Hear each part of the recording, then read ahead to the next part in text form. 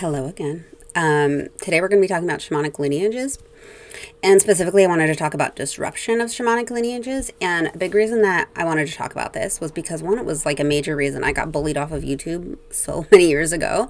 And it's also a big misconception within shamanism and within the shamanic community, where there's like a lot of gatekeeping about who can practice shamanism and who can't, who's allowed to and who isn't. And like, I don't do that here. I don't do gatekeeping.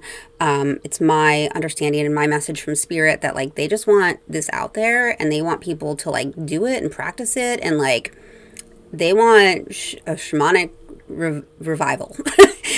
And there's too much gatekeeping. Like, I understand that each lineage has like their own sacred practices and all of that and their own way that they pass things down, but my spirit guides really want just this out here, and so that people have access to this information more easily, and feel like it's okay for them to explore this aspect of themselves, and this aspect of our reality. Okay. And so for shamanic lineages, what I want to talk about is essentially how there's a lot of them. And how even if you're called to shamanism and you don't have an shamanic lineages in which your lineage is still living, that is okay.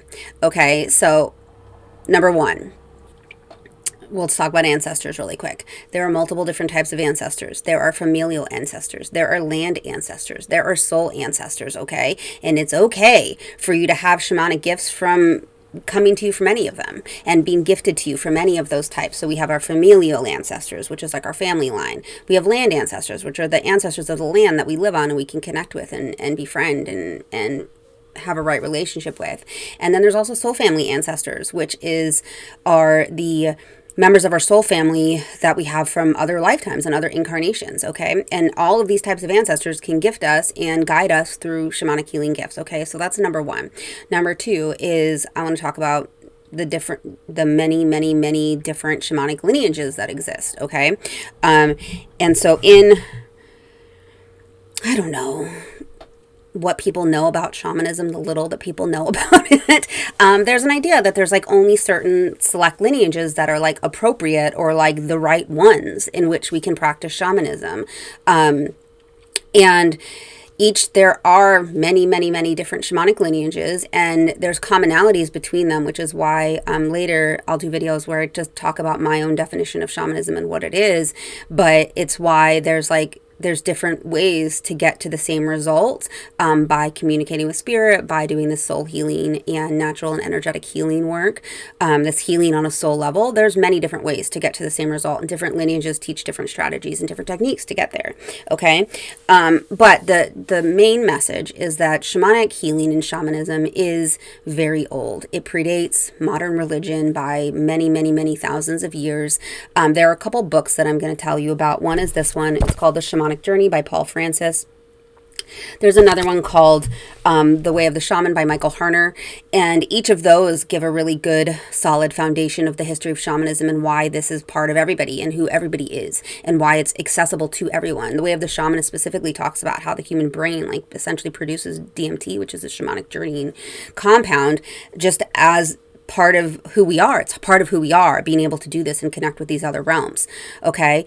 And that's essentially the gist here is that shamanism is part of all of our lineages, and it has been around. There's documented evidence of, I believe, red ochre used and dated as far back as 35,000 years ago. And red ochre is known to be used in shamanic ritual. And you can correct. And this is like foggy because I read it so long ago. But I'm pretty sure this is it. It's like red ochre that they've carbon dated back to 35,000 years ago, as evidence that shamanic ritual has existed for that long. Okay. And so if shamanism is that old and shamanic practices is that old, 35,000 years in human history, that means it predates all of religion. And I've said many times, if you've like followed me for any period of time, shamanism isn't a religion. It's not. It's like a way of being. It's not. we're connecting with divine spiritual beings. And I know that there's shamanisms who do that via a religious connection, and within the umbrella of their own religion that they practice. Okay. So it's like distinct. It's not a religion. And so, because shamanism is that old, what that means is that it's essentially part of all of our history. It's all of us have shamanic ancestry. All of us have it in us, have it in our ancestry. And so, even if you do not know who your lineage is because of a lineage disruption, that doesn't mean that you do not have shamanic ancestors or shamanic ancestry or shamanism in your lineage, because there is still and were major shamanic lineages in most shamanic lineages. There's very few lineages in which there wasn't a disruption of that lineage. Most shamanic lineages were disrupted, and a lot of shamanic people, shamanic practitioners, shamanic researchers believe that a lot of this disruption happened as a result of religion, and persecution and industrialization. And I talked about this in other videos, and some of the views, this isn't necessarily like Sarah's 100% view, I'm just sharing kind of what I've collected and learned, is that when some religions have made hell underneath us, and I've talked about this in my lower world, upper world, middle world video, which I'll link below, that this created a disconnection between us and Earth, and us and the healing realms of Earth, okay? And so there's one shamanic disruption in lineage. There's persecution. There's religion. That created all these disruptions in lineages that made people who practice shamanism not do it anymore, not share it, hide it, not pass it down because there was nobody to pass it down to, potentially. So most shamanic lineages have experienced a disruption in that lineage. And all that to say that if you're called to shamanism and you're like, well, I can't do it because I don't have like an active lineage, it's not a good excuse.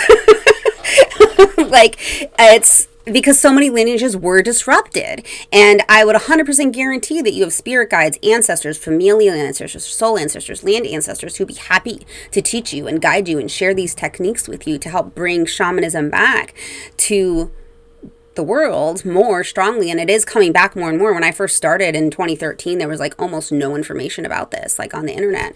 And even when I first started YouTube, like